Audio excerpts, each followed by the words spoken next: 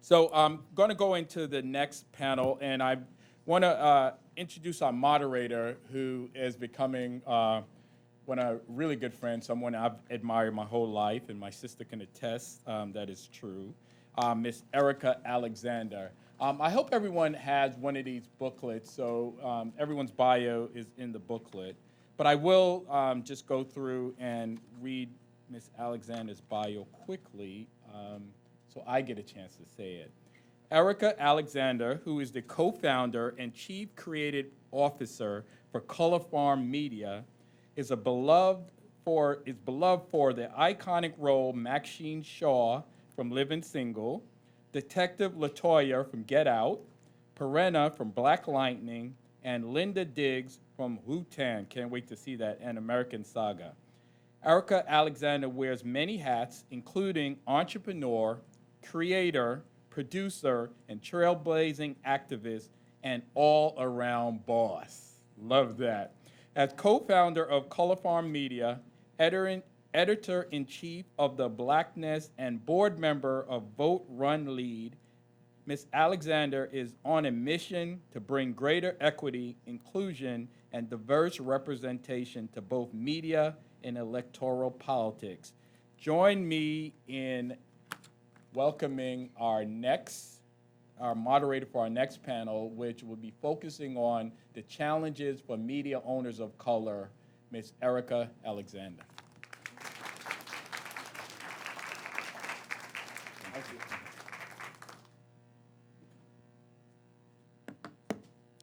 I wrote that bio. Sometimes you know, got to finesse. I'm so glad to be here. Thank you, David, for including me, for having the conversation. Is Congressman Val Demings here still? I wanted to thank her for doing all the work that she's done. I know she's a police officer and she was a social worker. I have both in my family. My brother's a police officer in Philadelphia, and my sister's a social worker. My mother was a social worker. I understand public service. And my father was a minister, and I'm an actress. How about that? So there's people who do other things. But I've been in media my whole life. I've been in the game for 37 years after I was discovered in a basement theater called Freedom in Philadelphia. But I spent the first 11 years of my life in a hotel called Starlight on Route 66 in Arizona, Flagstaff, Arizona, where my father was an itinerant preacher and my mother was a teacher. And they made their living going around healing people and doing revivals and getting the Holy Ghost and throwing off the devil. They could have made a lot of money in D.C. I'm glad I got that, that entrance into the industry, because in a way, I think a lot of people of color come in through strange doors, but I think especially African Americans are introduced to entertainment and performance through our great pastors and ministers and the people who sing in our communities.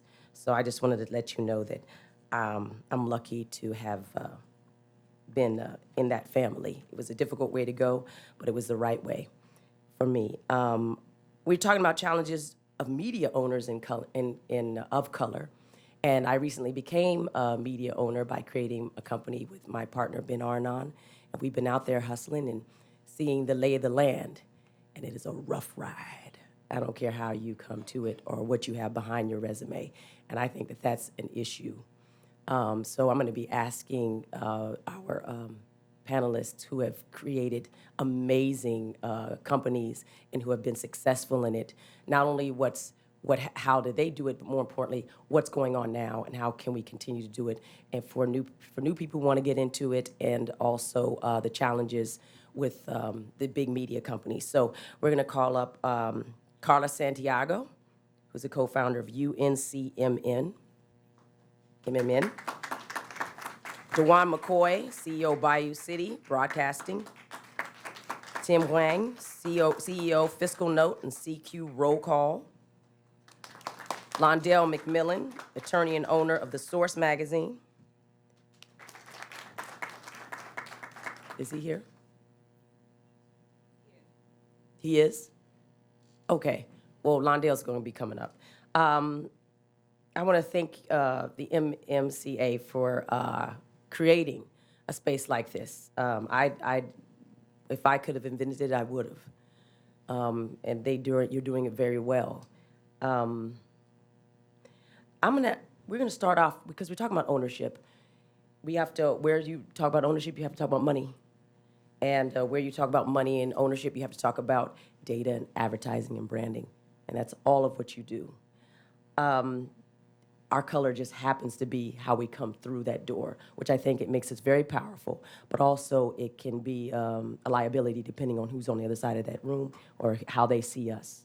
So we're also gonna leave a little space for questions. So if you wanna take notes and you get a chance to have some questions, that'll be great.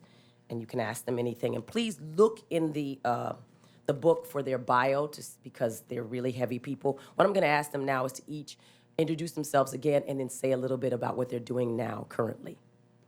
I'll start off, and I'll be brief. DuJuan McCoy, owner, president, CEO of Bayou City Broadcasting. I own 5 television stations, 2 Fox affiliates, 1 CBS, 1 NBC, 1 My Network. Just agreed to buy the CW, which is a big news station in my hometown, Indianapolis, Indiana, for $42 million. I've raised over $200 million to buy television stations, and I've been in the television station game since 2007, purchasing. Hi, everybody. My name is Tim Hwang, founder and CEO of a company called Fiscal Note. For those of you who don't know Fiscal Note, we are one of the, I think we are the largest technology business startup here in Washington, D.C. What we do is we aggregate legislation, regulations, court cases, government documents from dozens of countries around the world and sell it to roughly about 4,000 different organizations. About 2 years ago, we started diversifying our business into the media space.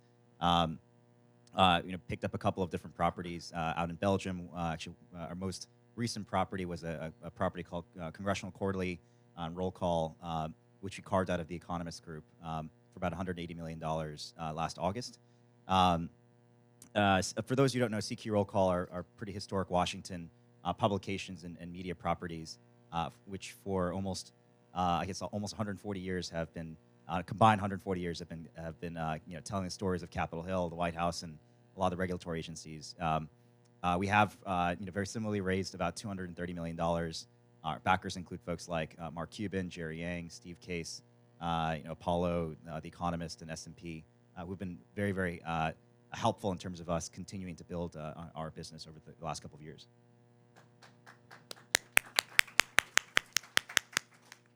I'm Carla Santiago. I'm co-founder of Uncommon. We are a multicultural, diverse and inclusive talent management and entertainment strategy firm. I am head of partnerships, and in my role, I partner brands with storytellers of color to help them promote stories, whether it's TV and film, help them co-finance or co-market their stories. That's me in a nutshell. Well, we may not know where Carmen Santiago is, but we know where Carla Santiago is. That's good to think.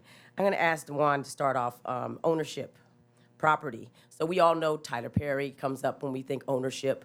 I'm also talking about IP, original creation of IP. So you think of Ava DuVernay, Ridley, John Ridley, Kenya Barris in that space.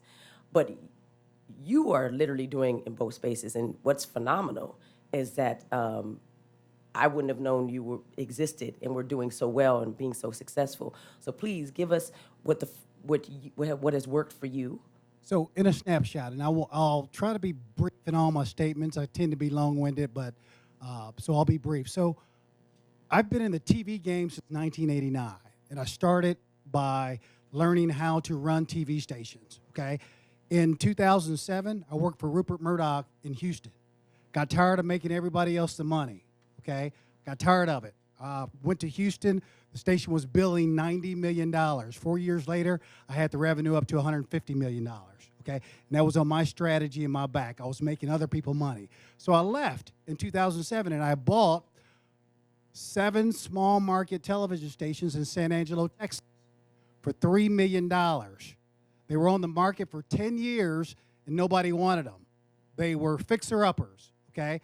I bought them in 2008, right during the financial crisis. In 2012, I sold them for $21 million. and I didn't have any partners.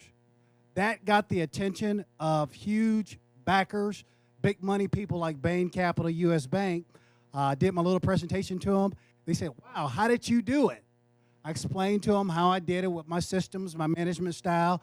They said, okay, great. Let's go buy some stations together. I said, wonderful. We bought Evansville, Indiana, a CBS and a Fox in January 2015 for $27 million. We bought the NBC, Fox, and my network in January 2017 for $40 million. That's $60 million. I fixed them up. Last week, I just sold them to Byron Allen for $165 million. That's what's up. Wow. Last week, we just closed selling those TV stations from one black man to another black man. Brought 5 broadcast TV stations. While at the same time, I agreed to purchase in my hometown of Indianapolis, Indiana, the CW, which was a former CBS station, which is a huge news station, and the WNDY, which is my network affiliate, from Nexstar Broadcasting for $42 million. So bought some, fixed them up, sold them, bought some more, fixed them up, sold them to another black man, and I'm staying in the game by going home to Indianapolis. So that's, in a nutshell, what I do. That's amazing. Sound like an HGTV show. You know, flip the script. You know what I'm saying? That's what's up. You say it. Look, I know that's not easy. I know I make it sound easy, don't I? Yeah, but I can even see how you lean forward. You running hot, man. So, you know, tell 100%, us, 24/7. tell us what we need to sort of think like that, because I don't even know how'd you come to even say, okay, I'm going to buy me a TV station? I know you said you were working for Rupert Murdoch, and you said, now I'm going to do it I for work myself. for a lot of different people, and I work for Exactly. a lot of smart people. And I've been cursed or blessed with the entrepreneurial gene and the driven gene. And I'm cut from the cloth of whenever I get to one spot, guess what I want to do? Move to the next. Go to the next one. So the pinnacle of what I wanted to do was ownership. And I was influenced by a gentleman when I was 23 years old. He was 38 and owned a bunch of TV stations. And he came to my TV station, and I was a sales guy. And he said, hey, I'd like to hire a lot of people in my sales department that are athletes that want to make a lot of jack. And I was 23 at the time. He was 38. I'm saying to myself, wow, he's a CEO. He can talk like that? Okay? So he influenced me right away. And from that moment forward, he became my inspiration. And I start saving my money and start doing things to get me to the path of owning television stations. And I got to tell you, that was back in 1990s. And people told me then, there's no way you're going to own local broadcast TV stations. Can't happen. The business is consolidating. Cable's going to take over. The internet's going to come, okay? Didn't listen to them. Didn't listen to them at all. Now, I've bought a total of 12 television stations since then. No, take that back. 14, because I haven't closed on Indianapolis yet. 14 television stations since then. So. Fantastic. We're going to come back and ask about funding from you, DuJuan. We're going to, let's introduce, we kind of lost you. Yeah. Thank you, Londell. McMillan, if you can tell people who you are, just a little bit of what you do, and I'm going to ask you a question straight off. We're going to come back to Carla and Tim. Oh, hello, everyone. I was actually early. I was here much earlier. They took me to the green room, and then I got lost. But anyway, pleasure. Thank you. And hello, David, and hello, all of you. My name is Londell McMillan. I'm an attorney. Many people know me as an entertainment attorney over the years, many, many years, represented and managed people from the late, great Prince, Stevie Wonder, Isaac Hayes, all down to LL Cool J, Nas, and Little Kim. So very broad range. Companies like Mercedes-Benz, TV One, Radio One, and others. I transitioned into media by buying a number of different websites, and I was able to take over and buy the iconic Source magazine. If any of you know, Source is celebrating its 30th anniversary. It was founded by actually two white guys from Harvard University. It became the iconic media publication for this thing that we know and call hip-hop culture. I got into that because as a lawyer and as someone from the community, I grew up in Bedford-Stuyvesant, Brooklyn. I was part of this thing we called and built as hip-hop, and I was not happy with the direction that it was always going. And it was something I thought that given my insights and my connections and ability, we can take this brand and do something powerful with it. And so with a national brand, international brand, that's able to actually attract a lot of eyeballs across digital, social, mobile, print, we've been able to do a lot of great things. And so, and turn it more so not into a magazine, but we turned it into a media business. And when I first got into the entertainment business, you know, having built and developed the largest minority-owned law firm in New York State, you know, people had said, don't go into entertainment law. They said that entertainers, they won't hire a black lawyer. They said, you know, they only hire Jewish and Italian lawyers. And I said, oh, really? Okay. So then we broke that ceiling, similar to your story. We broke that ceiling, and I thought that media would be a piece of cake. But after being in the media now for about 11 years, I think it was easier going in the music and entertainment business and fighting Hollywood than it has been trying to deal with the advertisers and all of the different forces in media. So I'm glad to be here, and I'll stop right there. Thank Okay. you. Well, listen, we want to ask you a question.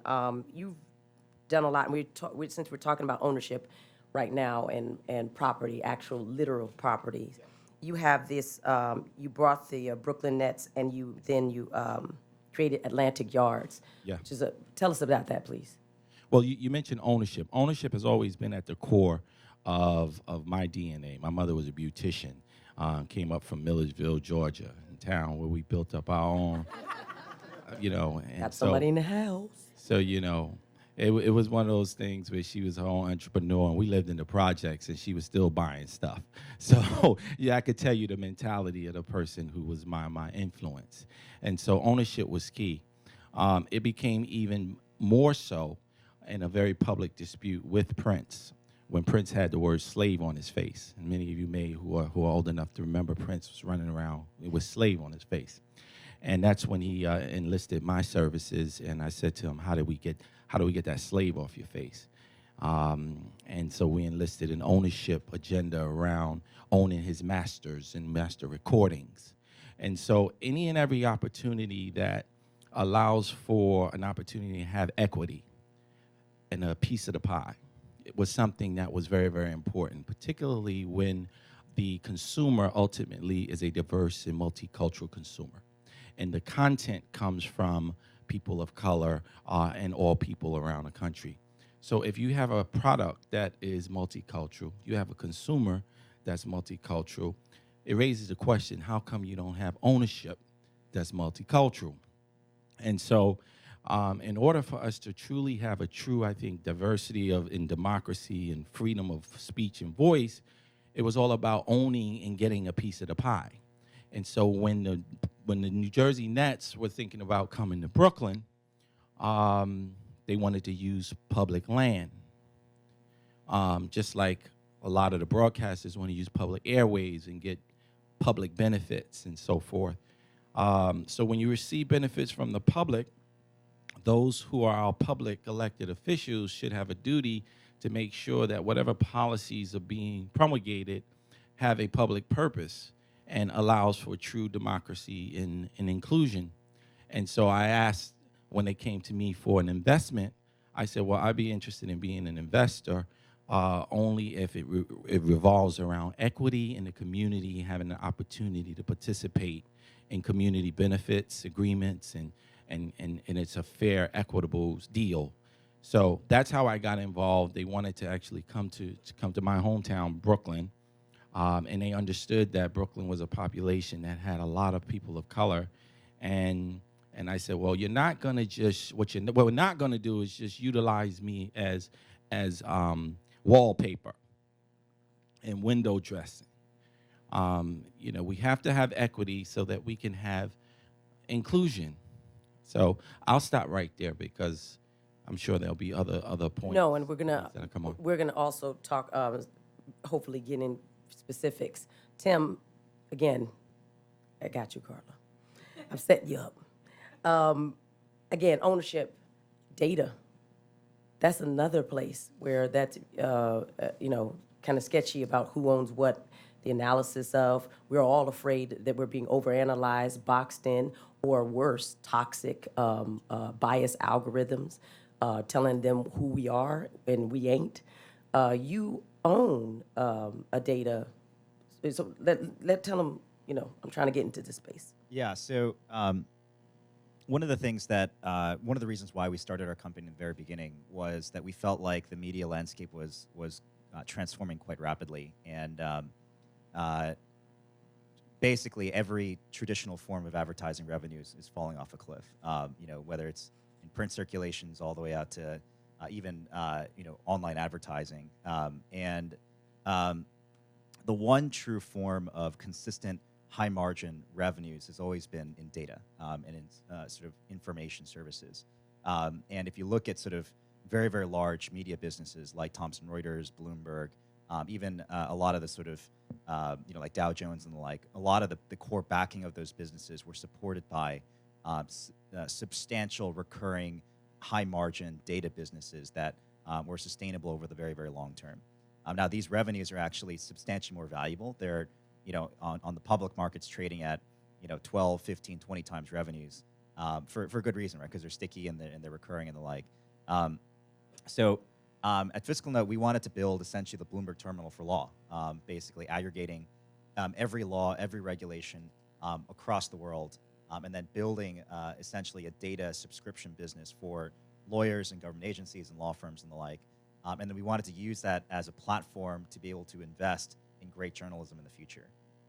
And not many people know this, but these organizations, they don't have to invest in media.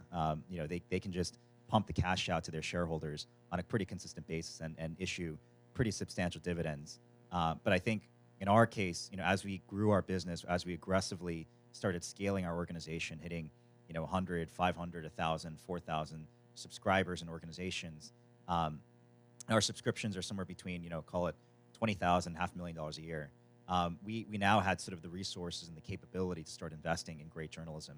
And so we are one of the very few newsrooms in Washington that are aggressively hiring, aggressively growing our news organization, because we very, very strongly believe in the future of that combination. So for us, when we think about the future of data, it's not just, are you selling raw data feeds to individuals, but you're actually providing context around that information, right? So, we can continue to build our business selling raw court cases, raw regulations, and that's a great business by itself, but the ability to essentially provide additional context, editorial analysis that sits on top of that information, I think is game changing. And so, at least for Washington, before we came along, Washington never really saw a business like ours.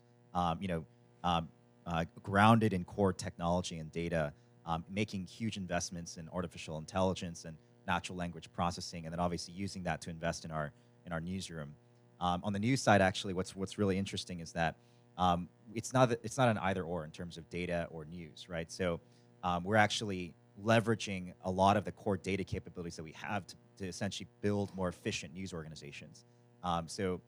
We have experiments, for instance, being able to take a look at state legislation, state regulations, municipal legislation, municipal regulations, and then use artificial intelligence to automatically create news stories that are effectively providing coverage to areas that a lot of folks are retrenching in terms of their investments. And so we view this sort of really cool intersection between technology, data, and news as sort of the future of journalism, the future of the direction of the industry as well.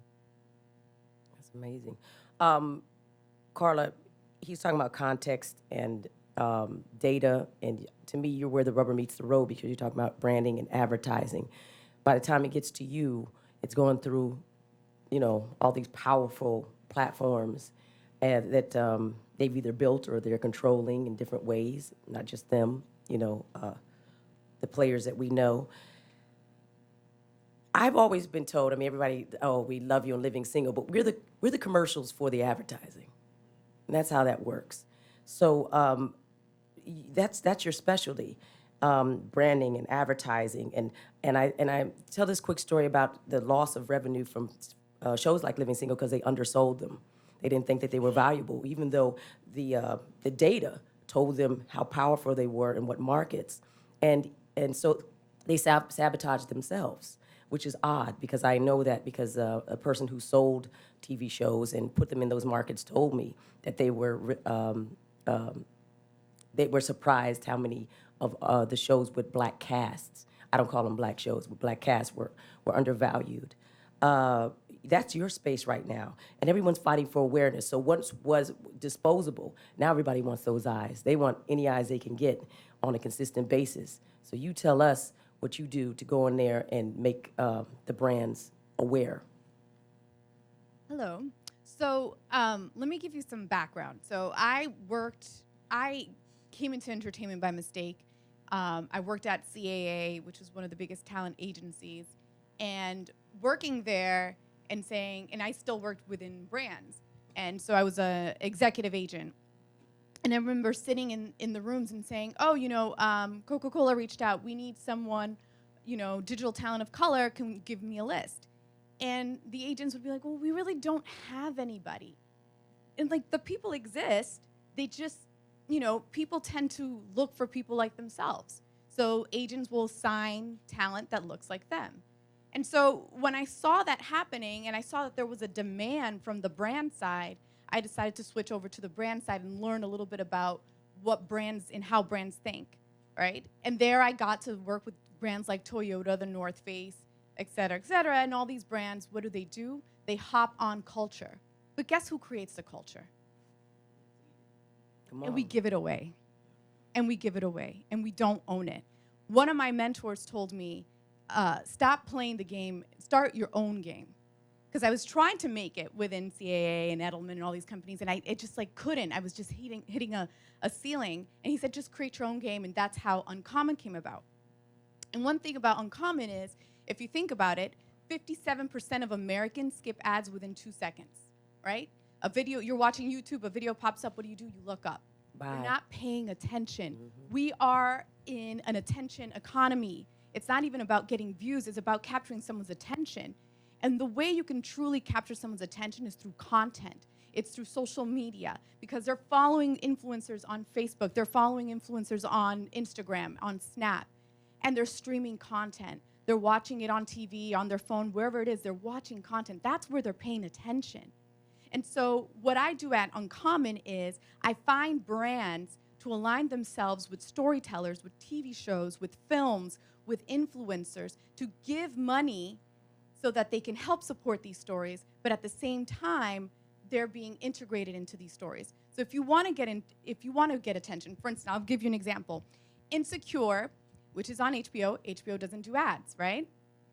But they did host an after slay on BuzzFeed. That's a perfect opportunity for a brand to host that conversation. So align yourself with Insecure, a great piece of IP that has a huge following, without interrupting the creative, right? Just own that, help them own that conversation about the show. So those are the type of partnerships that I do. I bring brands in to help storytellers tell their stories without being encumbered within creative, and at the same time getting co-marketing, getting their stories out there. And then the great thing about what I try to do is let's get that money, going back to your equity, so that these storytellers don't lose equity in their storytelling, right? So whether it's working with an influencer who has like King Batch, right? I don't know if anyone here is familiar with King Batch. He has a great channel. So working with brands like Toyota or Axe to get him funded so he can continue to create his shows and own them, right? So that's a little bit of what I do. And it's pretty complicated, but it's really marrying brands and content creators and looking to the future of where attention is. I'd love to, I'm going to ask you a question that has to do with data, with what you do in a second. But DuJuan, there's a feeling that we all being played a little bit out here because of the consolidation you mentioned of the big, just trading hands, like Freeform is really Disney, and Warner Media is HBO, and they're just glomming up everything. And for all the change we're talking about and all the restructuring and infrastructure that you're doing that may blow our minds that that very few people really own media in the first place. So can you talk a little bit about that? Because we want to know eventually, how can we change the game if that's true? So one of the things that's very prevalent in broadcasting is what you call sidecards, where you have a African American is a front or a side card for a bigger white company. Okay, I chose not to go there. I was invited to be a side card. I said nope. I want to do my own game. I want to have equity. I want to own. I want to make the decisions. I want to come up with the programming. I want to do my own thing because I have the skills.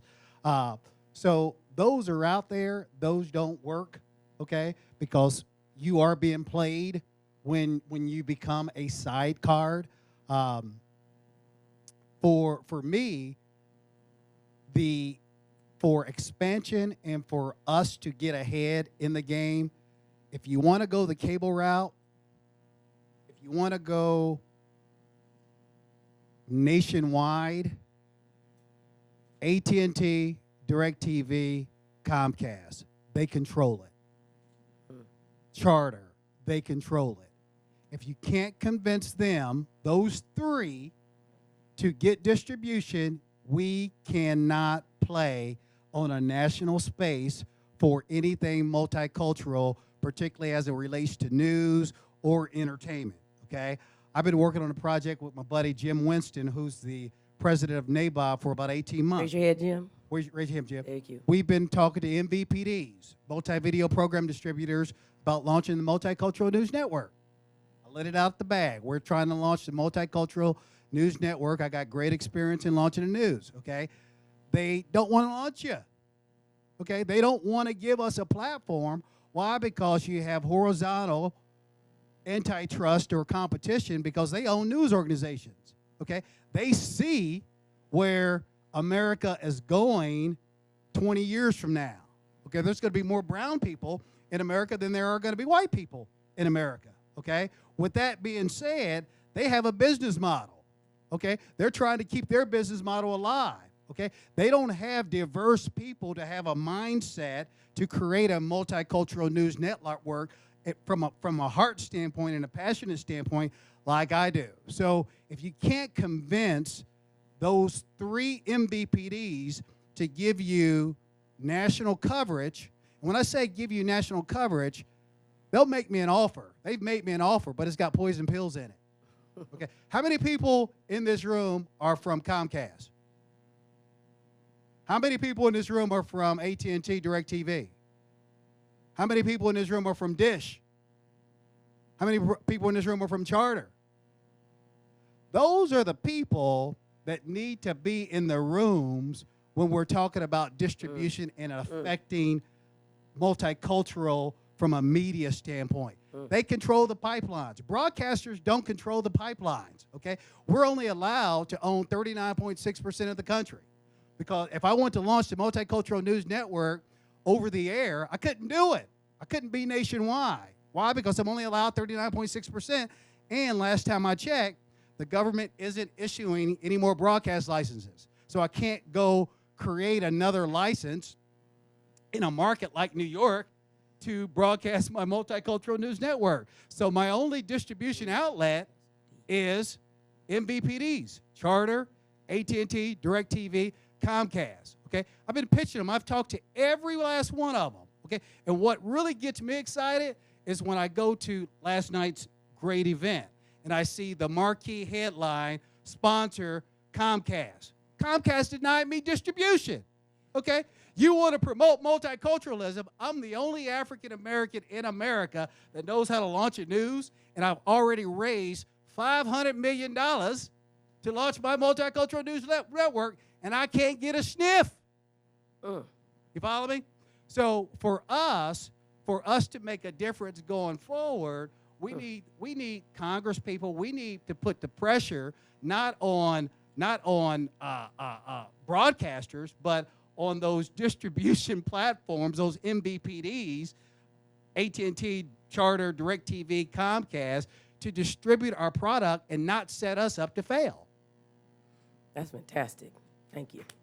That's because we talk about institutionalized racism and the structure and the infrastructure, and that's real. Good God. Where's the money? Londell, where's the money? Where is the money? Because we have people, I mean, and let's act like you're not you. Can I- You yeah. sure can, but both I don't of y'all wanna- answer the yeah, question. we're gonna both answer. Both of you answer the question. Let's act like you're not you because you've been in the game for a while and you didn't have the types of networks you have. You're exactly right. Just for a person out here, where's the I'd money? like to answer this money question Okay. because I've come from nowhere. I came from the projects too, okay?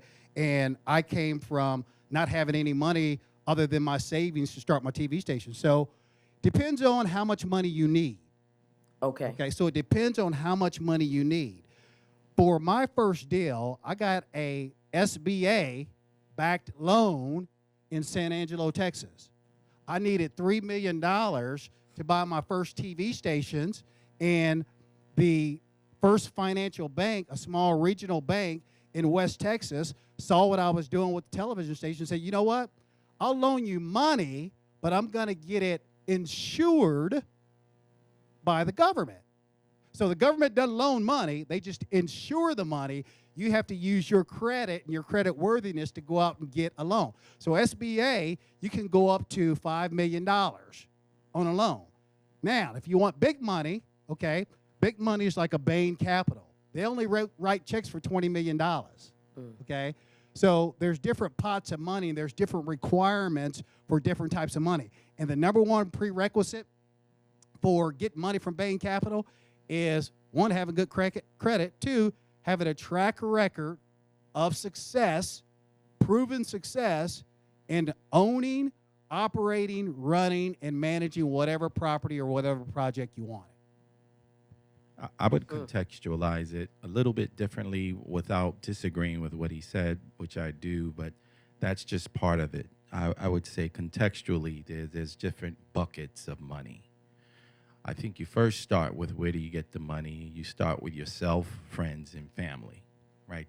We have to go back to the old school. Now, that's not a whole lot. Maybe, some of you may, but you got to talk about your own friends and family money. Then there's loan money, and then there's private equity money that you're trying to raise and who you're trying to raise it from. But it's not just the money, it's the cost of the money, what the pills in the terms for the money will be. So friends, family, also there are third parties who are investors, angel investors. I started out in this whole business as a young sports agent, and at the time, the money in the sports was nowhere near what we're seeing now, which is why you see a number of these athletes, they're soon going to become billionaires and investors in media, as we see what LeBron James is doing while he's even playing, because it takes money to make more of an investment to build, and then a reinvestment of the money. So for me, when people hear money, sometimes I used to get it confused as dollars for personal consumption. Oh, that's not what we're talking about. We're talking the resources to invest in the operations, the production, distribution, and return on your investment for something that will be of a service or a value for you, yours, and your community. I know I laughed a little bit inside for friends and family because that probably give me, $1,500. I'm not lying to you because everyone's trying to do their own thing. And frankly, I might rather try to go for a loan if I thought I qualified. I don't think I do at the level he's talking about. But the reason I say that is because I'm out here right now and I'm experiencing in real time how people are saying go to these VCs, go to these angels. Oh, and somebody has a fund, go to black VCs. They're underfunded, they're non-funded. They're making you jump through all these crazy hoops, and then when you get there, they say, oh, come to us when you're further along, and you be like, Lord, I'm about to die. There are tons of issues, I think, that they will give a lot of of leeway to different looking people, maybe if you have a penis and white face, that suddenly when you come in the door and you have a black face, they need all these assurances. And the assurance, they want you to be very successful before they even look at you. The thing you talk about with these people having money, athletes, people who have great pots of money, they often do, people invest with people they already know. So you come in the room and they're already hooking up different deals and back rooms with cigars with their friends. And that's cool, but then there's all these, and I want to speak for black women out here who don't have access to those back rooms, who are not the first thought of. So by the time they get in there to say, okay, we're going to do that, we'll keep in touch, and it's a lot of, you'll die of encouragement. And I just want to say, is there any sort of way around that? Because it just seems to be, there's not a conversation or communication going down with people who are doing really hard work and who have sustained themselves for so long, but they cannot anymore. They don't have no more friends, no more family. Can kickstart another thing. And I think Tim and Carla can talk to it, but I just want to ask you. Yeah, just quickly, you said a lot, just to unpack it a bit. Not every entrepreneur needs to play the role as the financier of their business or the ones who go out to get the money, right? So when if perhaps one of the best ways could be to just develop and create something that's extraordinary, or a show, or do something that's amazing, things that are amazing, and then get out there and network. People will find you, and then you have to network with people who have that skill of how Often to raise. you do things extraordinary and amazing, but it's not extraordinary and amazing enough. Yeah, so then you have to network with people who do what they do. Raising money is a skill. Raising real. money is not a right. Business is not a right. I can tell you what is a right. A right of first freedom of speech, a right of First Amendment. Those are rights. So we need the public to make sure that there are not games being played, preventing people who have the skill to raise money, like the gentleman is talking about, to be prevented from getting deals. But not everyone is going to be fit for that particular task. But if you do things at the best that you can do, people will find you, or you have to just keep networking and make it happen. I'm not going to make it like, oh, this is how you're going to get the money. It's not a lotto, go to the lotto and get rich scheme. It's a challenge. So for me, when I started raising money, I didn't have the mindset of I'm going to go out and raise money. I didn't train my brain to be a financier, okay, because that's not my skill. My skill was broadcasting. I was a great operator. I understood how to run a TV station. I understood how to make money in TV. So when I went out and pitched Bain Capital, they were the money people. I was trying to sell them my skills. I was trying to sell them what I was good at so that they can invest in me, not give me money, so to speak, but invest in me so that I can get a return on investment, not only for myself because I was going to be a big equity partner, but a return on investment for them. I never professed to be a raiser of money, okay? I'm just good at selling myself, okay? So if you're an entrepreneur trying to raise money, those people that you're asking people to give you money, they know the levels of financing. They know what mezzanine financing is. They know what private equity is. They know what senior capital is. They know what levels you're going to need to finance a deal. You need to sell yourself and have them buy your idea because that's what's going to get the return on investment. Carla, I just want to ask you, because how did you raise your money? You mentioned something about CAA. You're a Latina. They see you as money bags when they, because the market is so big for how they feel like, that demographic is growing. That may be true, but they didn't see me that way. Okay. At all. Okay. Uncommon is powered by Macro, and I've been blessed. Macro is owned by Charles King, and it has truly been a blessing because he understands the need. That said, it was very difficult, and this has not been my first startup. I had a previous startup where I tried so hard to raise funds, and I had a lot of comments said to me, and I wasn't successful at raising funds. But going back to what I do is think outside the box, right? So if you do have an idea for a show and you're having difficulty raising funds, go to a brand. They have millions of dollars that they use for advertising. And going back to what I said, people are skipping ads, sell them a show. So think outside the box. What are other ways of being able to get capital? Like there's a lot of crowdsourcing websites.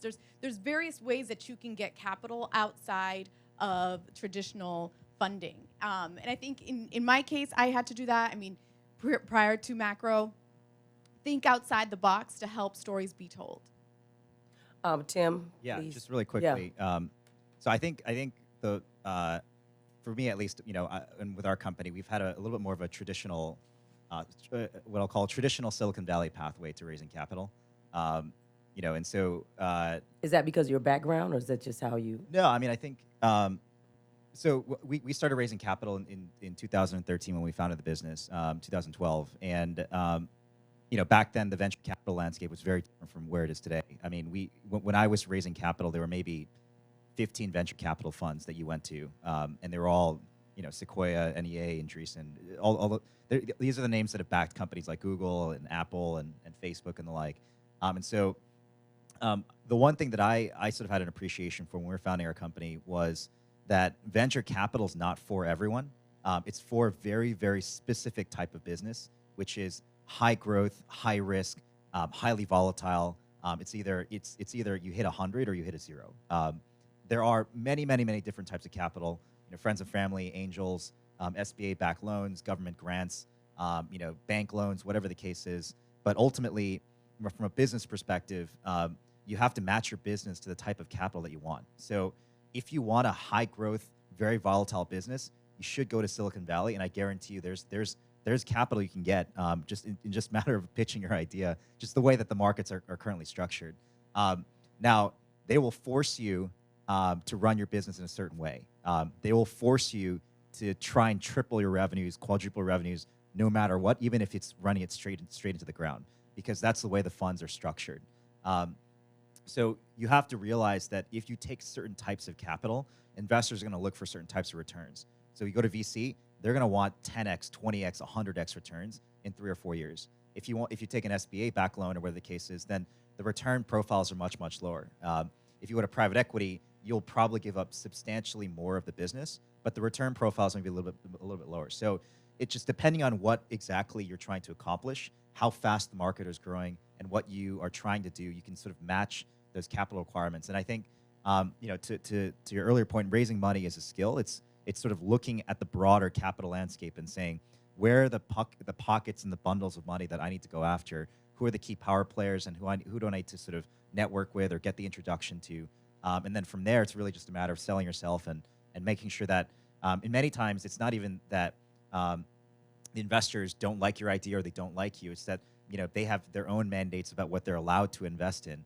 And so half the battle, at least from our experience in terms of raising different pockets of capital, is they might really, really like the idea, really, really like the team, but they've set up their fund to specifically invest in companies between 2 and 7 million in revenues, that are growing at X% rates, that are trying to exit at in 3.5 years or whatever. And that's their very, very specific criterion. So you may be a great business, but if you don't fit that specific criterion, then you're just wasting everyone's time. So, But they're not giving money out there to black people. I'm sorry. It's 1%, and they're not. You can come in and do all sorts of jump into. They're not doing it, brother. I'm sorry. So yeah, we've taken capital from venture capital funds like 645 Capital up in New York that specifically invest in minority founders, right? And so 645 is notorious because they're the only venture capital firm, actually the only minority venture capital firm that Princeton University's endowment fund is actually sourced and invested in. And so there are pockets of capital that are out there, and increasingly large endowments and pension funds and insurance companies that are backing these funds are investing in minority. This is just a very recent phenomenon, probably in the last 2 or 3 years, where the diversity of capital has started to come into the markets. Can you, by the way, I just want to ask you real quick, can you use data as proof of concept? Like, so some people might be sitting on data they don't even know that's valuable to prove that they are, making money or reaching a certain audience that's valuable. Can you give them some advice about how to capture that? So the thing about the the technology industry, and I consider myself more of a technology entrepreneur than a media entrepreneur, is that there are so many different ways to make money in technology, but fundamentally what it all comes down to is who owns the data. What I tell up and coming entrepreneurs these days is that we are quite literally living in the second Gilded Age. I mean, in the first Gilded Age, you had in the sort of late 19th century, it was all about oil. I mean, it was all about how could you source oil, where do you extract it, how do you refine it, what pipelines do you send it into, what railroads do you use to sort of distribute that oil. In the 21st century, there are massive fortunes that are being made specifically around data. And actually, the way that we talk about our business on a day-to-day basis is almost exactly like oil, right? We think about how do we extract the data, how do we refine it, what data pipelines do we send it into, how do we distribute the data. And so if you look at any business like Facebook, Amazon, Netflix, Google, fundamentally all of those businesses are about who owns the data and how do you monetize that data. In Facebook or Google's case, they monetize the search patterns or your photos or whatever the case is, and they use all those different components to actually sell ad inventory or whatever it is on a much more targeted basis than any other player out there in the market. In the case of, say, Netflix, they're mining your viewing patterns all the way down to the level of the individual scene that you're watching, and they're actually using that to write scripts or write creative or do casting specifically based off of that data. And that's why they've been, on a relative basis, so much more successful at programming than a lot of the traditional players. Or Amazon is notorious for using data to sell you more product. So regardless of what the business model is, if you think about in the technology world, there's only about 3 or 4 different business models that exist, whether it's a marketplace business, an e-commerce business, an advertising-oriented business, a subscription-oriented business. And actually, all of those businesses revolve specifically around how can you access people's data, whether it's passively or explicitly, and then how do you monetize it differently. So if you are sitting on some form of data, you are sitting on, it's like you're sitting on oil field, right? There you go. And it's really just a matter of how you actually drill it out of the ground and extract it for value. Well, I can tell you right now, it's like there will be blood out there. So, for people who say this, anybody have any questions? Listen, we don't have much time, but we want to make sure, I'm sorry if you can keep your answers short, please, there's a mic, and then address it, try to keep and we'll get as many questions as we can. Sure. And we'll ask our panelists to be as quick as they can so we can answer more. Hello, everyone. My name is Demelia Shaw. I'm working to grow a marketing and design firm here in DC. Tim, I've been following your story since 2014, and so thank you for what you've done for DC. Awesome, amazing work. You've shared with us what you're doing next. Would love for you to expand on that, as well as the 3 of you of what's next for you all. What's next? Go ahead, Carla.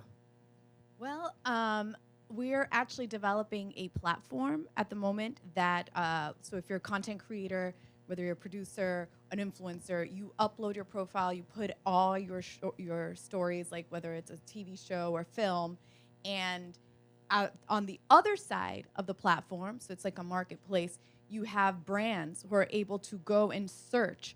So if I'm looking for a lesbian Latina storyline, the show Vida will populate.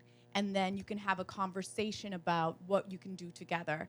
And so the idea is to populate it with as many stories of people of color and then bring this platform to as many brands as possible so that they can start integrating into stories and start co-marketing with stories.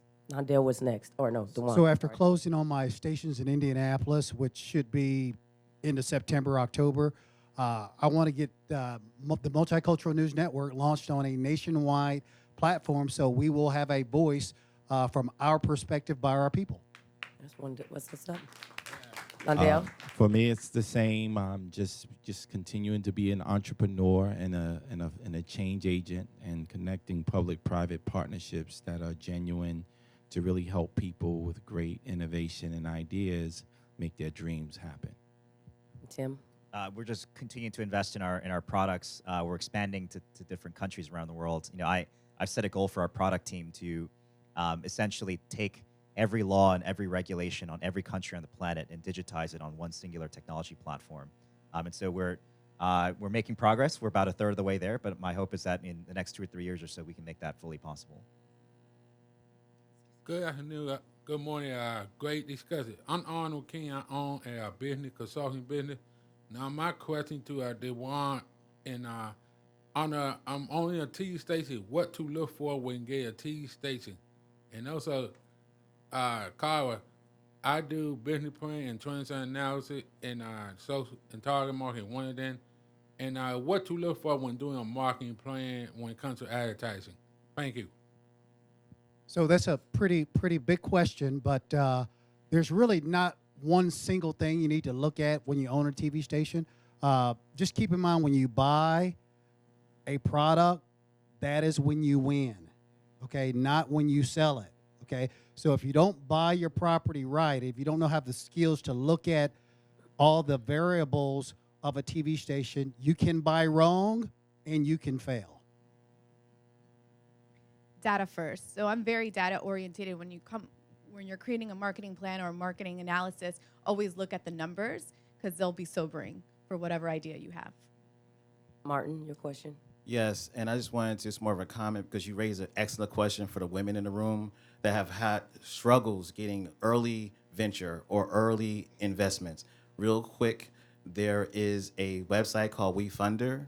One sister who created Mama's Teas, she initially raised $500,000 on WeFunder by using the Jobs Act, Jumpstart Our Business Act that was done by Obama. It allows you to raise money from non-accredited investors on social media. So the whole dismissing raising money via websites like Kickstarter or Indiegogo, there's another level of websites. WeFunder is one, and True Crowd is another one that allows you to raise money through the internet. And we know that Black women tweet the most and Black women blog the most. So you sisters can raise money. It's not a barrier to entry anymore. The second thing real quick is Kwame. His name is Kwame, A-N-K-U.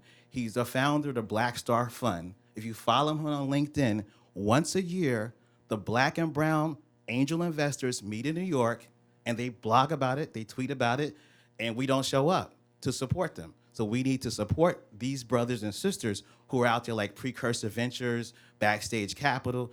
There is ways for us to make money and to get the investments we need. We just have to be present and mindful, and especially be on LinkedIn. Excellent. And last question. Thank you. Hi, my name is Alonda Thomas. I'm Director of Public Relations at Howard University. Thank you for being here today, and I welcome all of you to come to our university and share your talent and your knowledge with our students. I also am a former PR manager at TV One, where I worked on the show News One Now with Roland Martin. So my question is for you, Mr. McCoy, with the project that you want to launch, have you thought about collaborating with the TV One that is already looking for news content? Because when News One Now went away, the Black community really suffered, and we need something like that. That's real. 100%, that's part of the plan. Aha! Yes. Thank you so much to our panelists. Follow them on their social media.